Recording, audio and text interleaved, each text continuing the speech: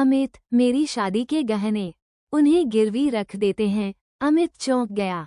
पागल हो क्या? वो तुम्हारा हक है। शादी को अभी सिर्फ 6 महीने हुए थे जब अचानक घर की जमीन जैसे खिसक गई।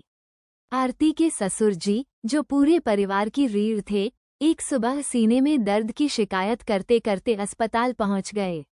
रिपोर्ट आई तो पता चला दिल की नसें लगभग बंद हो चुकी हैं, तुरंत ऑपरेशन जरूरी है। घर में जैसे सन्नाटा पसर गया। पति अमित की नौकरी नई थी, बचत बहुत कम। सास कमला देवी के चेहरे से रंग उड़ चुका था। रिश्तेदारों के फोन आने लगे, कोई सलाह दे रहा था, कोई डर बढ़ा रहा था। आरती चुपचाप सब देख रही थी। अभी वो इस घर में पूरी तरह घुल भी नहीं पाई थी और इतनी बड़ी परीक्षा सामने खड़ी थी। अस्पताल के कॉरिडोर में बैठी कमला देवी की आंखें बार बार भर आ रही थीं। इतना बड़ा खर्च हम कैसे करेंगे? उनकी आवाज कांप रही थी। अमित सिर पकड़कर बैठा था। आरती ने धीरे से उनका हाथ थामा। माँ जी, पापा जी ठीक हो जाएंगे। पैसे का इंतजाम हम कर लेंगे। उसकी आवाज में अजीब सी दृढ़ता थी। सच तो ये था कि उसे खुद भी रास्ता नहीं दिख रहा था, लेकिन उस पल उसे लगा, अगर वह भी टूट गई तो ये घर बिखर जाएगा। उसी रात उसने अपने मायके फोन किया।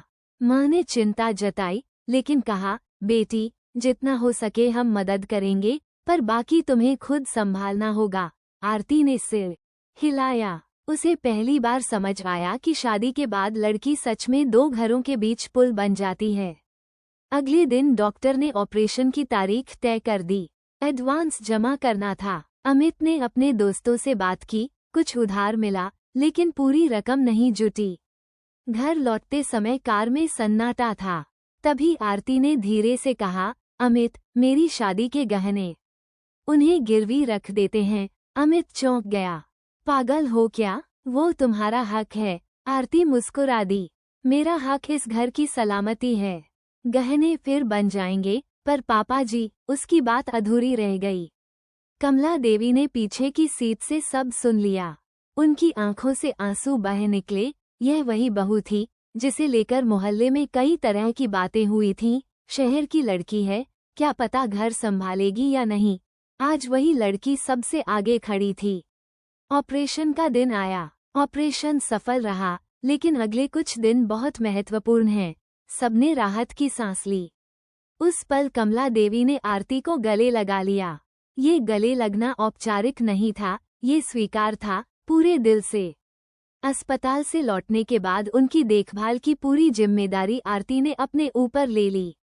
दवाइयों का टाइम टेबल, हल्का खाना, फिजियोथेरेपी, सब वो नोटबुक में लिखा करती। कई बार थकान से उसकी आंखें लाल हो जाती, लेकिन सुबह वो फिर मुस्कुराते हुए चाय बना देती।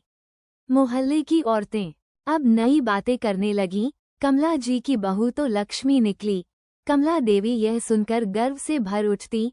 उन्होंने मन ही मन तय किया, अब इस घर में कोई भी आरती को पराई कहने की हिम्मत नहीं करेगा।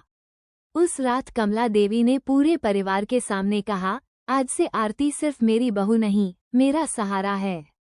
जिस दिन यह इस घर में आई थी, उस दिन हमने बहू लाई थी, पर आज मुझे लगता है भगवान ने बेटी भेजी थी। इस कहानी का असली मोड़ पैसे, ऑपरेशन या बीमारी में नहीं था, वो मोड़ था विश्वास में। एक नई बहू जब अपने ससुराल को सिर्फ जिम्मेदारी नहीं, अपना घर मान लेती है, तो रिश्तों की परिभाषा बदल जाती है। और जब सास अपने दिल का दरवाजा खोल दे, तो बहू को खुद को साबित करने की जरूरत ही नहीं रहती। रिश्ते खून से नहीं, निभाने से बनते हैं।